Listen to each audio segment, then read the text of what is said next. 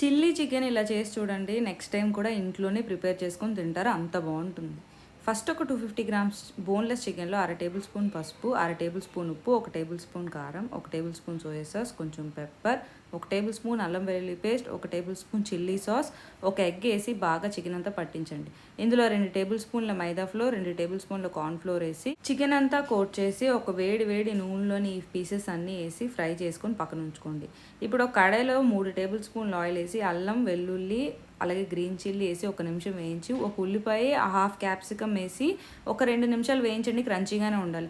ఇందులో ఒక table spoon soya sauce, ఒక table spoon red chilli sauce, ఒక టేబుల్ స్పూన్ టొమాటో కెచప్, కొంచెం పెప్పర్, అర టేబుల్ స్పూన్ షుగర్ వేసి బాగా మిక్స్ చేసి ఇందులో చికెన్ పీసెస్ వేసి ఆ సాసెస్ అన్ని చికెన్ పీసెస్కి పట్టించి 2 టేబుల్ స్పూన్ల కార్న్ ఫ్లోర్ కొంచెం వాటర్లో వేసింది మిక్స్ చేసి చిన్న పించ్ ఆఫ్ ఉప్పు కూడా అందులో వేసుకొని బాగా కలుపుకొని ఒక పచ్చివాసన పోయేంత వరకు కుక్ చేసుకొని స్ప్రింగ్ ఆనియన్స్తో గార్నిష్ చేసుకొని ఎంజాయ్ చేయండి.